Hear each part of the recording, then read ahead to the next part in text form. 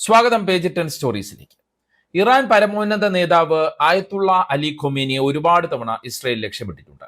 ഏറ്റവും ഒടുവിൽ 12 ദിന യുദ്ധസമയത്ത് ഖൊമേനിയെ വധിക്കാൻ പഠിച്ച പണി 18 നോക്കിയെന്ന് ഇസ്രയേൽ തന്നെ സമ്മതിച്ചതുമാണ്. പക്ഷേ ഇറാൻ ഒരുക്കിയിരിക്കുന്ന സുരക്ഷാ മതിൽ അത് മറികടന്ന് ഖൊമേനിയെ കണ്ടെത്താൻ ഇസ്രയേലിന്റെ ചാരക്കണ്ണുകൾക്ക് കഴിഞ്ഞില്ല.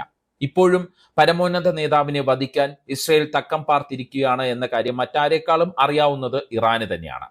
അതുകൊണ്ട് തന്നെ യുദ്ധ സാഹചര്യം മാറിയിട്ടും ഖൊമേനിയുടെ സുരക്ഷയിൽ ഇറാൻ ഇളവ് വരുത്തിയിട്ടില്ല. ആയത്തുള്ള അലി ഖൊമേനിയെ ഇല്ലാതാക്കിയാൽ ഇറാന്റെ ആത്മവിശ്വാസത്തെ തകർത്ത് അവരെ ഇല്ലാതാക്കാൻ കഴിയുമെന്നാണ് നെതന്യാഹുവിന്റെ മനസ്സിലിരിപ്പ്. എന്നാൽ ഇസ്രയേലിന്റെ ആക്രമണം ഏത് നിമിഷവും പ്രതീക്ഷിച്ചുകൊണ്ടുള്ള തയ്യാറെടുപ്പുകളാണ് ഇറാൻ നടത്തുന്നത്. അടുത്തിടെ ഇറാൻ നടത്തിയ ചില നീക്കങ്ങൾ പരിശോധിച്ചാൽ നമുക്കത് മനസ്സിലാക്കാനും പറ്റും. അപ്പുറത്ത് ഇസ്രയേലും വൻ മുന്നൊരുക്കങ്ങൾ നടത്തുന്നുണ്ട്. ഇറാനെ ആക്രമിക്കാൻ തന്നെയാണോ ഇസ്രയേലിന്റെ പദ്ധതി? അതിന് ഇറാൻ എങ്ങനെയാണ് പ്രതിരോധം തീർക്കുന്നത്? ഇക്കാര്യങ്ങളാണ് ഈ വീഡിയോയിലൂടെ പറയാൻ ഉദ്ദേശിക്കുന്നത്. ഇസ്രയേലിന്റെ ഭീഷണി തിരിച്ചറിഞ്ഞ് ബുദ്ധിപൂർവമായ മുന്നൊരുക്കങ്ങൾ തന്നെയാണ് ഇറാൻ നടത്തുന്നത്, അല്ലെങ്കിൽ നടത്തി കഴിഞ്ഞത് എന്നും പറയാം. പ്രധാനമായും 3 കാര്യങ്ങളാണ് ഇതിനായി ഇറാൻ ചെയ്തിരിക്കുന്നത്. 1, തങ്ങളുടെ തന്നെ ചില പിഴവുകൾ തിരുത്തുക. 2, ശത്രുവിന്റെ നീക്കങ്ങളെ തിരിച്ചറിയുക. 3, ആയുധശേഖരം കൂടുതൽ ശക്തമാക്കുക അല്ലെങ്കിൽ വിപുലമാക്കുക. ഈ 3 കാര്യങ്ങളും ഇറാൻ ചെയ്തത് എങ്ങനെയാണെന്ന് ആദ്യം പരിശോധിക്കാം.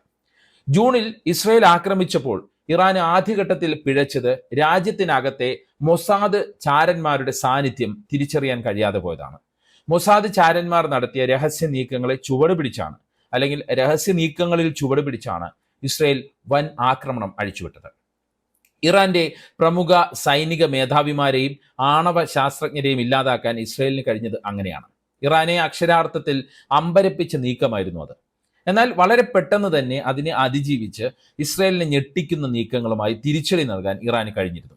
അതുകൊണ്ട് തന്നെ 12 ദിന യുദ്ധശേഷം ഇറാൻ ഇക്കാര്യത്തിൽ കൂടുതൽ നടപടികൾ സ്വീകരിച്ചു. തങ്ങളുടെ ഭാഗത്തുള്ള പിഴവുകൾ പരിഹരിക്കാനാണ് അവർ ആദ്യം ശ്രമിച്ചത്. രാജ്യത്താകെയുള്ള മൊസാദ് ഏജന്റുമാരെ കണ്ടെത്തി വധിച്ചു. ഇതിലൂടെ ഇസ്രയേലിന് രാജ്യത്തകത്ത് നിന്ന് കിട്ടുന്ന സഹായങ്ങൾ ഇല്ലാതാക്കാൻ കഴിഞ്ഞു എന്നാണ് ഇറാൻ അവകാശപ്പെടുന്നത്. മാത്രമല്ല, ഇസ്രയേലിൽ നിന്നുള്ള നിർണായക വിവരങ്ങൾ ചോർത്താനും ഇറാന് കഴിഞ്ഞു. ഇസ്രയേലിന്റെ ആണവ പദ്ധതികളെക്കുറിച്ചുള്ള വിവരങ്ങൾ, ആണവ നിലയങ്ങളുടെ ചിത്രങ്ങൾ, 100-ലേറെ ഇസ്രയേൽ ശാസ്ത്രജ്ഞന്മാരുടെ വ്യക്തി വിവരങ്ങൾ, സൈനിക മേധാവിമാരുടെ വ്യക്തി വിവരങ്ങൾ എന്നിവയെല്ലാം ഇറാൻ ചോർത്തി പുറത്തുവിട്ടു. ഇറാൻ വാർത്താ ഏജൻസിയായ തസ്നിം ഇക്കാര്യം റിപ്പോർട്ട് ചെയ്തിട്ടുണ്ട്. ഇറാൻ ചാരന്മാർ ഇസ്രയേലിൽ നിന്ന് മറ്റു ചില നിർണായക വിവരങ്ങളും ചോർത്തിയെന്നാണ് സൂചനകൾ. അതിൽ ഇസ്രയേലിന്റെ ഇറാൻ ആക്രമണ പദ്ധതിയും ഖൊമേനിയെ വധിക്കാനുള്ള പദ്ധതിയും ഉണ്ടെന്നാണ് റിപ്പോർട്ടുകൾ. അപ്പോൾ എന്തുകൊണ്ടാണ് ഇറാന്റെ ഈ മുന്നൊരുക്കങ്ങൾ, അല്ലെങ്കിൽ ഒരു ആക്രമണം പ്രതീക്ഷിച്ചുകൊണ്ടുള്ള തയ്യാറെടുപ്പുകൾ എന്നുള്ളത് ഈ രഹസ്യാന്വേഷണ റിപ്പോർട്ടിൽ നിന്ന് കിട്ടിയ വിവരങ്ങളെ അടിസ്ഥാനമാക്കിയാണ്. ഇസ്രയേൽ ലോകത്തിന് മുന്നിൽ ഒളിച്ചുവെച്ച ആണവ പദ്ധതികളുടെ വിവരങ്ങൾ ചോർത്തിയെങ്കിൽ മറ്റ് വിവരങ്ങളും ചോർത്താൻ ഇറാന് കഴിയുമെന്നാണ് ഇറാൻ ഇന്റലിജൻസ് വിഭാഗം അവകാശപ്പെടുന്നത്.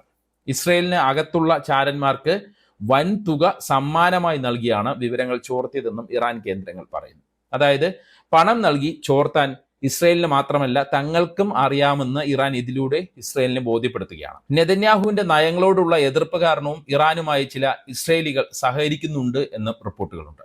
മറ്റു ചില കാര്യങ്ങൾ കൂടി ഇറാന്റെ തയ്യാറെടുപ്പുകളെ കുറിച്ച് പറയാനുണ്ട്. അതിനു മുമ്പ് ഇസ്രയേലിന്റെ ഭാഗത്തു നിന്നുള്ള നീക്കങ്ങൾ കൂടി നമുക്ക് നോക്കിക്കാണാം. ഗാസയിലെ വംശഹത്യ അന്താരാഷ്ട്ര തലത്തിൽ ഇസ്രയേലിന്റെ ഇമേജിന് കോട്ടം വരുത്തിയിട്ടുണ്ട്, പ്രത്യേകിച്ച് യൂറോപ്യൻ രാജ്യങ്ങളിൽ. അതുകൊണ്ട് തന്നെയാണ് പലസ്തീൻ അനുകൂല നീക്കങ്ങളുമായി യൂറോപ്യൻ ഭരണാധികാരികൾ രംഗത്ത് വന്നത്. നഷ്ടപ്പെട്ട പ്രതിച്ഛായ തിരിച്ചു പിടിക്കാൻ മറ്റൊരു ഓപ്പറേഷൻ അനിവാര്യമാണ് എന്നാണ് നെതന്യാഹു വിചാരിക്കുന്നത്. അതിനുവേണ്ടിയാണ് ഇറാനെ നെതന്യാഹു വീണ്ടും ലക്ഷ്യമിടുന്നത്.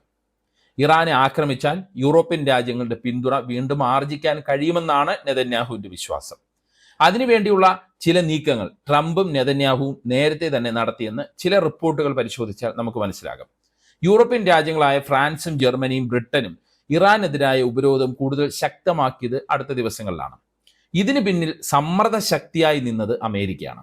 അമേരിക്കയ്ക്ക് പിന്നിൽ ഇസ്രായേൽ ഉറപ്പായും ഉണ്ടായിരുന്നു. അതായത് ഇറാന് മേൽ ഉപരോധം കൊണ്ട്, അല്ലെങ്കിൽ ഇറാനെ ഉപരോധം കൊണ്ട് വീർപ്പുമുട്ടിക്കുക, പിന്നീട് ആക്രമിക്കുക.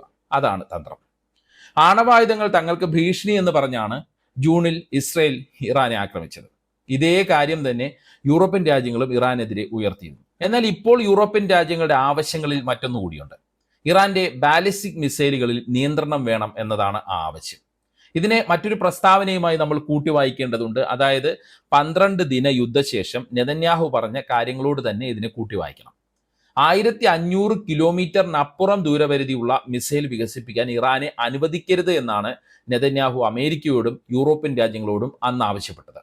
അത് തന്നെയാണ് ഇപ്പോൾ യൂറോപ്യൻ രാജ്യങ്ങൾ ഉപരോധത്തിന് കാരണമായി പറയുന്നത്. അത് ശ്രദ്ധിക്കേണ്ട പോയിന്റാണ്. കാരണം ഇറാന്റെ മിസൈലുകളെ നെതന്യാഹു അത്രത്തോളം പേടിക്കുന്നുണ്ട് എന്നു സാരം. അത്രത്തോളം നാശമാണ് ഇറാൻ മിസൈലുകൾ ഇസ്രയേലിൽ വരുത്തിവെച്ചത്. ഇറാനെ ആക്രമിക്കാൻ കൊണ്ടുപിടിച്ച തയ്യാറെടുപ്പുകൾ ഇസ്രയേൽ നടത്തുന്നു എന്നാണ് റിപ്പോർട്ടുകൾ പുറത്തുവരുന്നത്. ഇതിനുള്ള അമേരിക്കയുടെ സഹായവും വ്യക്തമാവുകയാണ്.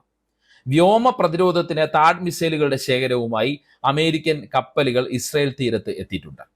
യുദ്ധവിമാനങ്ങൾക്ക് ഇന്ധനം നിറയ്ക്കുന്ന അമേരിക്കൻ വിമാനങ്ങൾ പശ്ചിമേഷ്യയിലേക്ക് എത്തിച്ചുവെന്നും വാർത്തയുണ്ട്. ഖത്തറിലെ അൽ ഉബൈദ് വ്യോമതാവളത്തിൽ ഇത്തരം വിമാനങ്ങൾ അമേരിക്ക എത്തിച്ചുവെന്നാണ് വാർത്താ ഏജൻസികൾ തന്നെ റിപ്പോർട്ട് ചെയ്യുന്നത്. അപ്പോഴും ഞാൻ നേരത്തെ പറഞ്ഞതുപോലെ ഇസ്രയേൽ പേടിക്കുന്നത് ഇറാന്റെ അത്യാധുനിക ബാലിസ്റ്റിക് മിസൈൽ ശേഖരമാണ്. അതിന്റെ ആഴം എത്രത്തോളം ഉണ്ടെന്ന് ഇപ്പോഴും ഇസ്രയേലിന്റെ ചാരക്കണ്ണുകൾക്ക് അല്ലെങ്കിൽ ഇസ്രയേലിന്റെ ഉന്നതന്മാർക്ക് അജ്ഞാതമാണ്. അതുകൊണ്ട് തന്നെയാണ് ബാലിസ്റ്റിക് മിസൈലുകളെ മുൻനിർത്തിയുള്ള ഉപരോധ പദ്ധതി ഇസ്രയേൽ യൂറോപ്യൻ രാജ്യങ്ങൾ വഴി നടപ്പാക്കിയത്. എന്നാൽ ഇതൊന്നും വകവയ്ക്കാതെ മിസൈൽ ശേഖരത്തിലേക്ക് അത്യാധുനിക ആയുധങ്ങൾ കൂട്ടിച്ചേർക്കുകയാണ് ഇറാൻ.